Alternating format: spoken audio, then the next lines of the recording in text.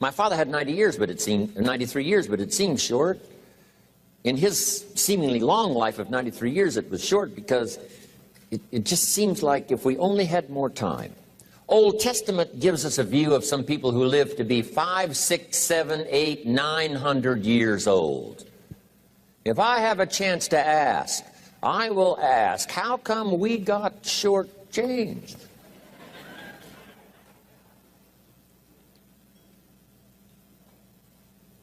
Wouldn't that be a good question if you had a chance to ask? Imagine 7, 8, 900 years to watch generation after generation after generation after generation stay healthy and well. I mean, you gotta be healthy to make it to 900. You gotta take your vitamins.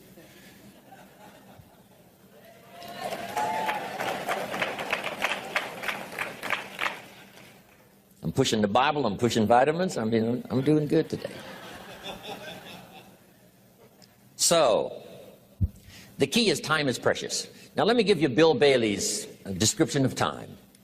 Life is not just the passing of time. Life is not just the passing of time.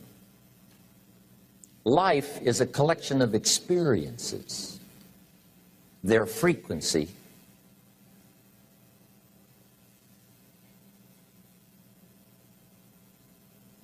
and their intensity. Life is not just watching the clock tick away. Life is a collection of experiences, their intensity, their frequency. When my friend Mark died at age 44, someone says, that's young to die. But what if he lived 4 lifetimes in one? It might not be too young. So here's whatever the span of your life turns out to be, here's what you want to fill it up with: experiences and the intensity of those experiences.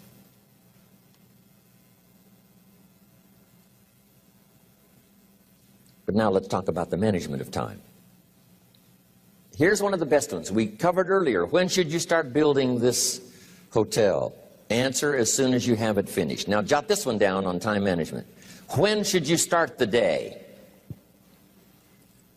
As soon as you have it finished. Plan the day the best you can, leaving plenty of room for improvising and surprises and all the stuff that happens during the course of the day.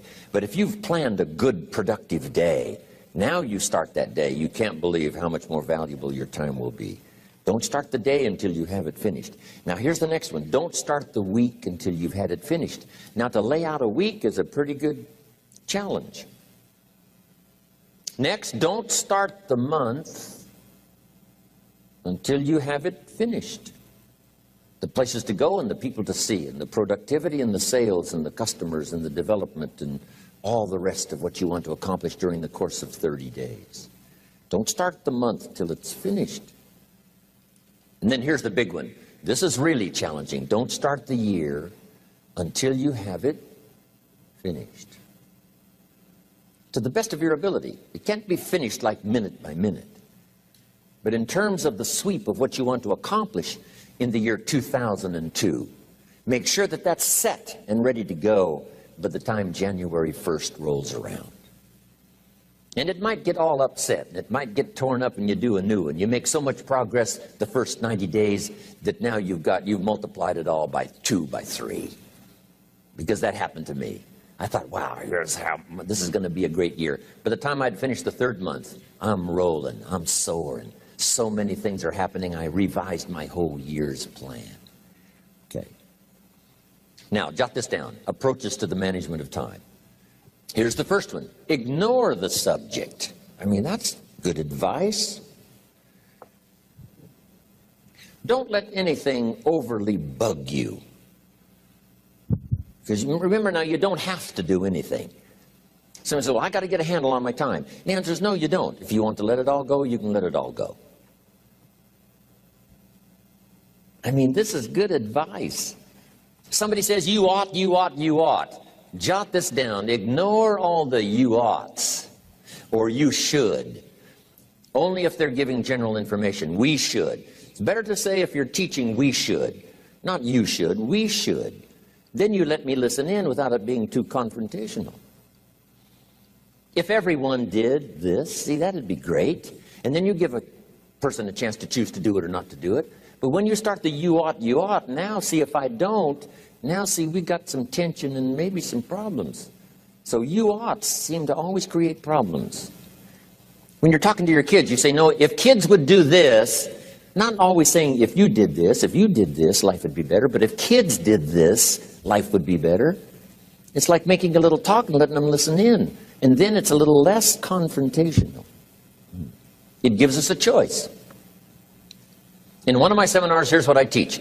All life form strives to the max of its potential except human beings. All life form strives to the max of its potential except human beings. How tall will a tree grow? As tall as it possibly can. You never heard of a tree growing half as high as it could. No, trees don't grow half. A tree drives its roots as deep as it can, reaches as high as it can, produces every leaf it can, every fruit it possibly can. To the max. Every life form strives to the max, except human beings. Now, why not human beings? Jot this down. You've been given the dignity of choice. You're not a robot. You don't have to repeat this year the same as last year. You can tear up last year's plan, develop a new plan.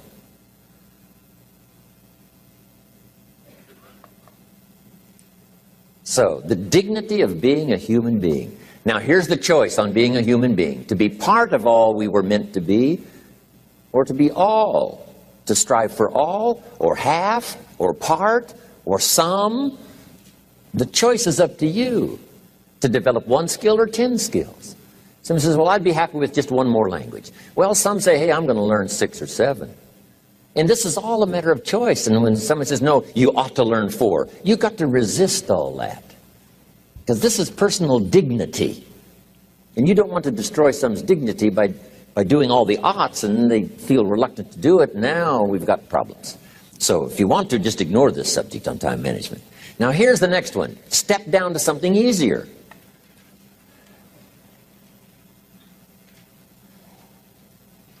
The guy's in sales, and he says, oh, I want to own the company. Finally owns the company. Now he's got no time to play golf. He said, when I was in sales, I was making big money playing golf 3 days a week. Heck with this owning something. Heck with managing. My life was never my own after I started to manage. I'm going back to sales. See, this is the key. If you're getting too pressed, you might consider stepping down to something with a little easier time pressure. Little girl says to her mother, Daddy comes home, brings his briefcase and pats me on the head and says hello, disappears and works on his papers. How come my daddy doesn't play with me? And her mother said, look, your daddy loves you very much, but he's so busy at work, he can't get it all done, he has to bring it home. He loves you, but that's why he can't play with you. And the little girl said, why don't they just put him in a slower group? So, jot this down now. If you don't have time for your kids, you might consider joining a slower group.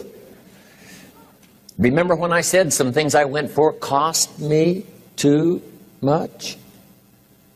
So reconsider. Next key to time management. And that's work longer and harder. But see, there's a limit to that. I almost lost my health the first year. I went so crazy about personal development and achievement. I just went bonkers.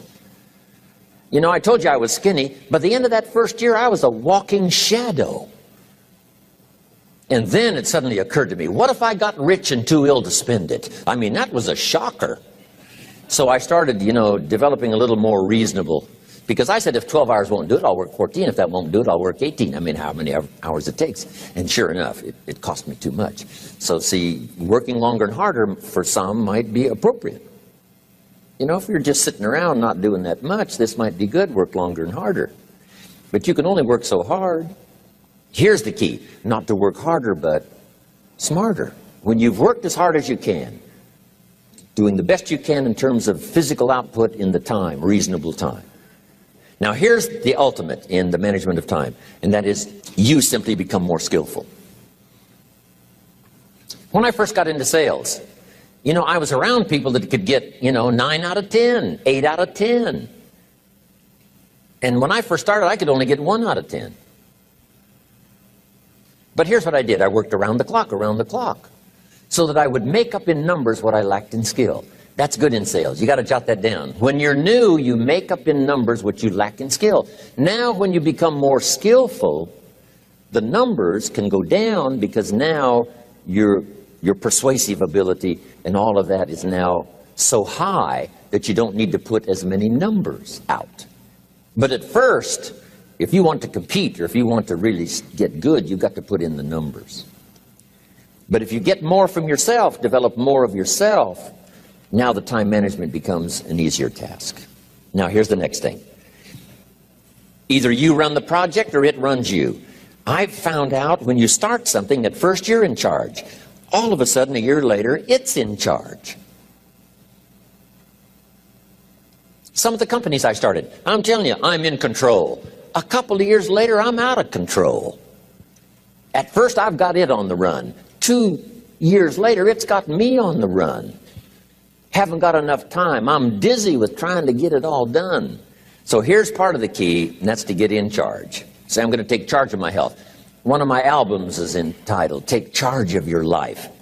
Take charge of your time. Take charge of your resources, which we're going to talk about next. Take charge of your health. You're the one that's responsible for it. It's not a requirement of society that you not have a heart attack and take care of your family. That's not a requirement of society, but you must make it a requirement of yourself. Society doesn't require that you build a financial wall around your family nothing can get through. That's not a requirement of society. It's a requirement you impose on yourself to build a financial wall around your family nothing can get through. So impose on yourself this self-development of being in charge, taking charge of your life and your health and your future and your responsibilities and all the rest. Next, reasonable time is enough time to achieve all of your goals. Just jot that down. Reasonable time is enough time. I had to learn that. Reasonable time is enough time. Here's why. It's not the hours you put in, it's what you put in the hours. If you start depositing greater ideas into the hours you've got later than now, I'm telling you, later you can't believe the productivity that will flow. The ideas you can't think of now, a year from now, they'll start to flow. And when you deposit those ideas in the hours you've got, productivity multiplies by 2, 3, 5, 10. Next, time management essential. We've already covered the first one, a written set of goals. And then do priorities on your goals. What's important this week? What's important this month? Here's the next one. Often review. Just go over your goals to make sure that your list is working for you. It's got you inspired. It's got you turned on.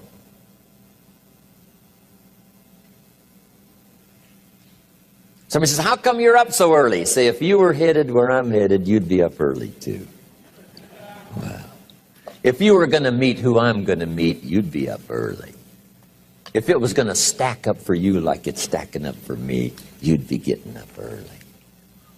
Wow. Here's some more time management essentials.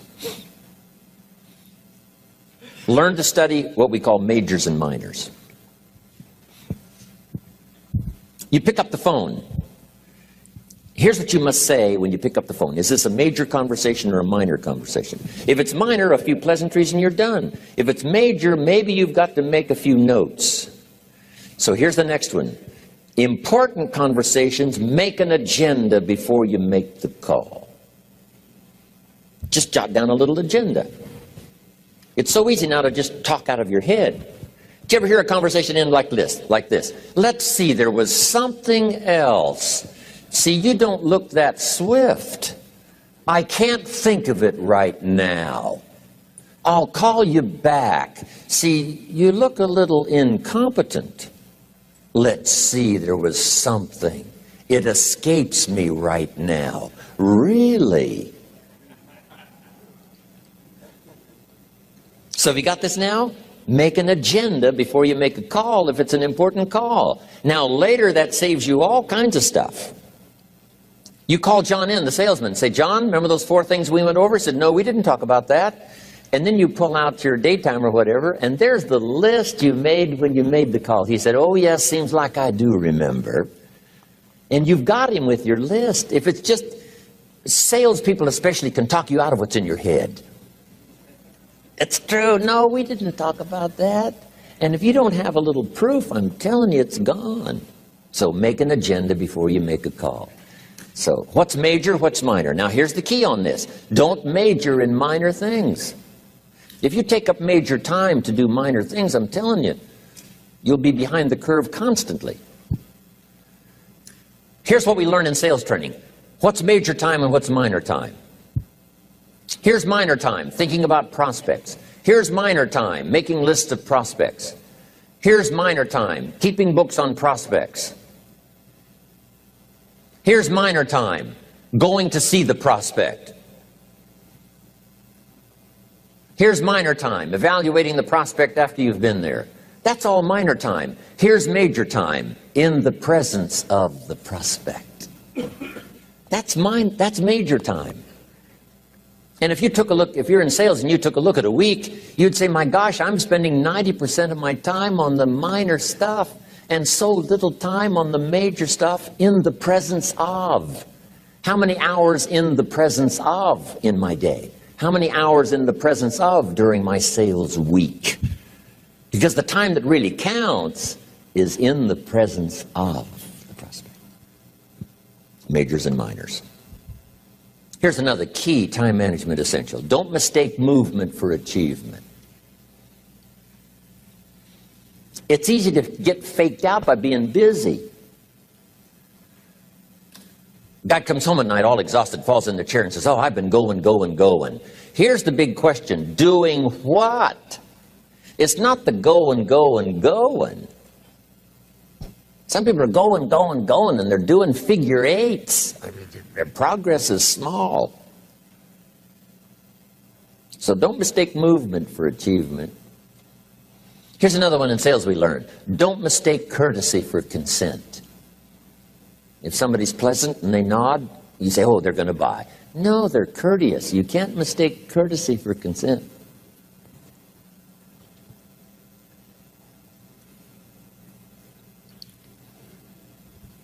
Now here's a big one, concentration. I had to learn this. All those years ago, I'm in the shower trying to compose a letter. Found it turns out to be a strange letter. So here's what I learned to do. Save the work till you get to the office. Save the work till you get to the work.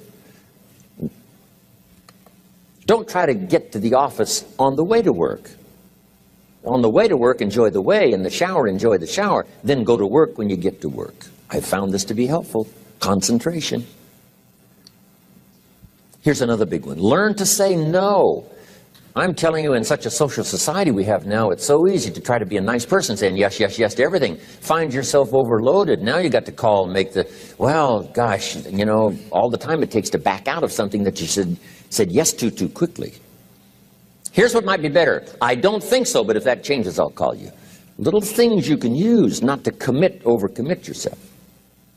My friend Ron Reynolds says, don't let your mouth overload your back. It's a good one. Now here's a big one on time management. When you work, work. When you play, play. Don't mix the two. Don't work at play. I used to take my family to the beach and I would bring my briefcase.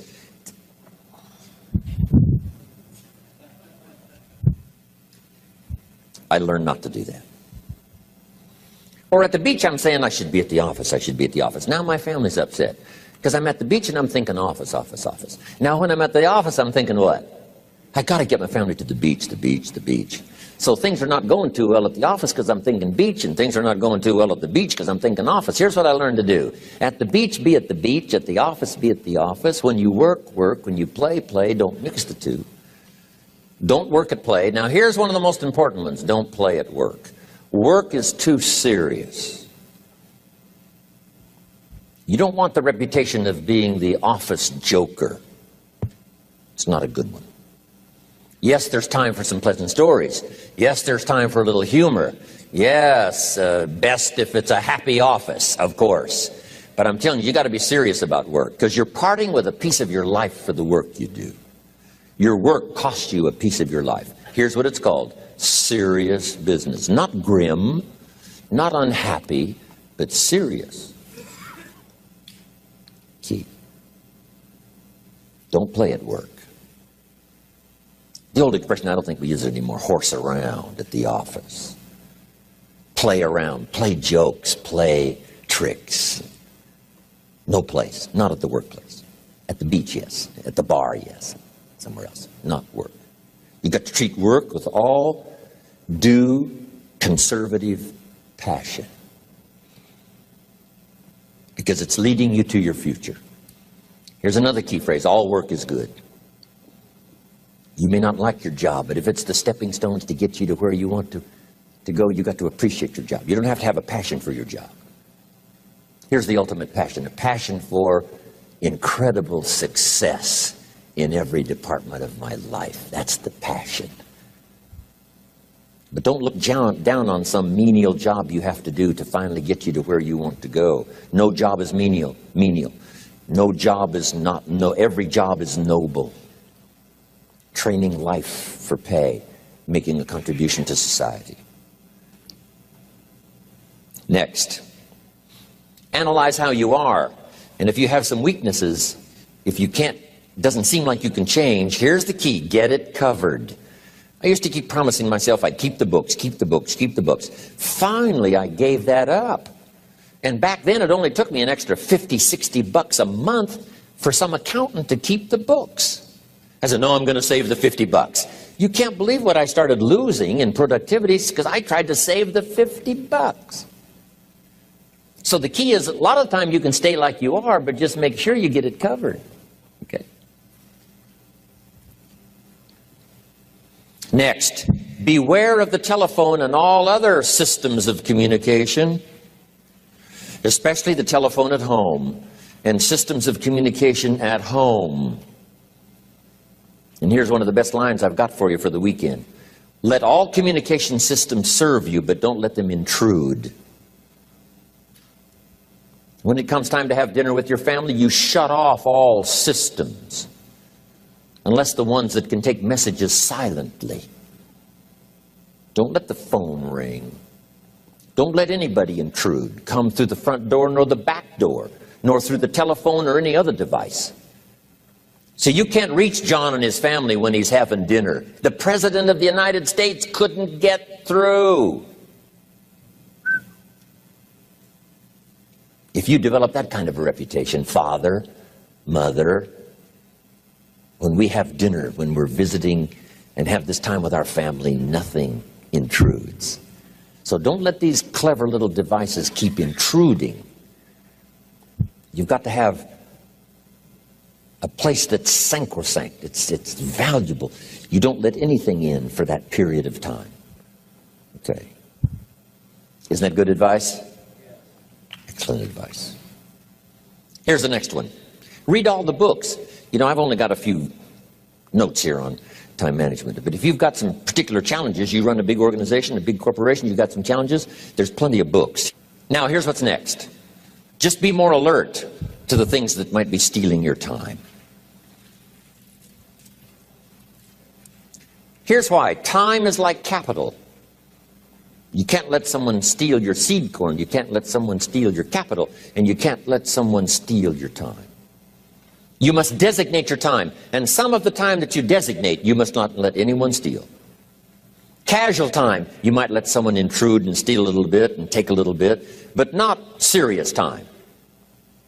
Key. Next. One of the great time management savers is to learn to ask questions up front. Sometimes you talk to somebody for an hour, and then you ask questions and find out if you would have asked those questions up front, you could have saved yourself an hour. Asking questions up front helps you to get to the problem now. But if you just launch into some discourse, you might waste 30 minutes, waste an hour, when here's what you should have been talking about. After you finished an hour, you say, John, what's really the problem? He said, well, it's something personal. See, that's what you should have been talking about this whole hour. Key. Next, learn to think on paper. Now we're going to take a break. Some ways to think on paper. One, we've covered one. Solving problems. Take it out of your head and put it on paper. Another one is setting goals. Making these lists we've already started. Here's another good way to think on paper. It's a projects book. Each person you're working with and each project you're working on, get a loose leaf binder and a tab and some pieces of paper behind the tab and do a little continual summary of how it's going between you and that person and between you and that project. I call it a projects book. It is so useful to me. But what's going on between you and this person? When you last got together, what did you talk about? And you got a few notes there. Here's what we talked about the last time we got together. Now when you get together again, you can review that so you'll know better what to talk about. When the president gets ready to travel and he's going to meet some important people, guess what they bring him? All these briefing books. Right? The last time you were with Khrushchev, Kennedy is informed. Here's what he said and here's what you said. Kennedy said, oh, that's valuable. I need to remember that. If a person is important, it's worth a little running account. You might even have a projects book for your children. Here's what's happening between me and my child. We've talked about this, and we've talked about this, and we've talked about this. Next, a day timer. Keeping track of all of your appointments. You know, mine is all filled with, when to catch an airplane, and when to do a seminar, and when to sit down and have a conference, all the rest. Next is a game plan. If you've got a house and the, insurance is going to come due and some other things are going to come due, you just put it on a spreadsheet and make sure it's taken care of. Key phrase, take things out of your head and put them on paper. And the key is to just experiment with different ways that helps you to do that. Now here's the last one, thinking on paper, and that's to keep a journal. One of the things I'm known for around the world, have been now for 39, 40 years, is keeping a journal.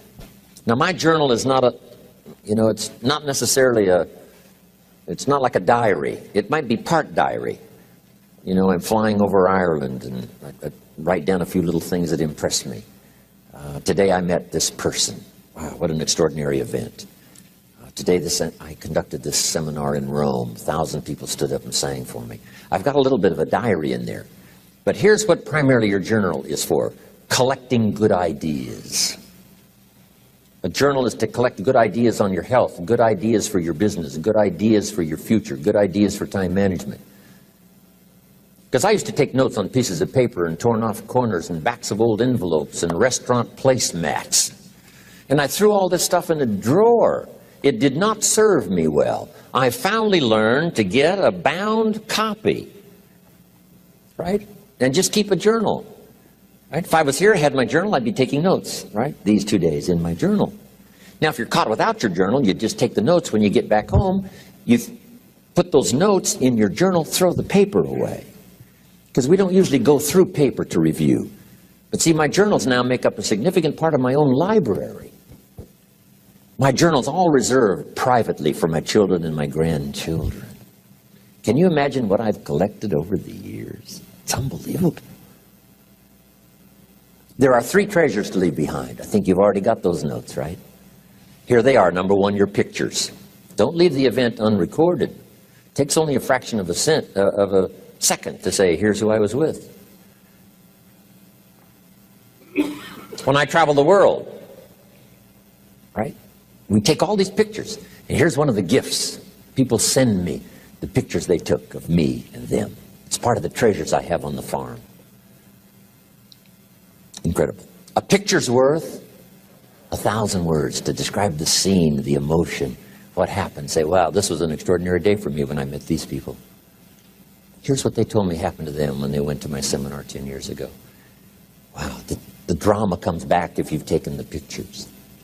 It's one of the treasures to leave behind when you go. Remember the old photographs that we have now of, 100 years ago, 70, 80 years ago, just a few photographs? What would it be like if you had thousands of photographs of the past, of your history, your mother, your father, right? Grandparents? So change all of that now for your children. Leave all your photographs as a record. Here's what's next to leave behind, and that's your library.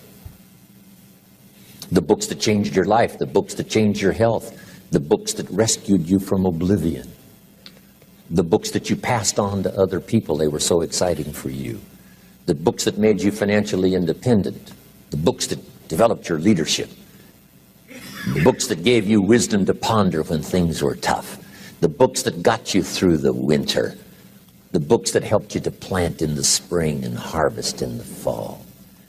What a treasure to leave behind. If you do that, here's what's for sure. Your books will be more valuable than your furniture. Wow. Now, the third treasure to leave behind is your journals. The notes you took that helped you to live life as you lived it. Long after you're gone, a treasure that children, grandchildren, great-grandchildren will find so fascinating.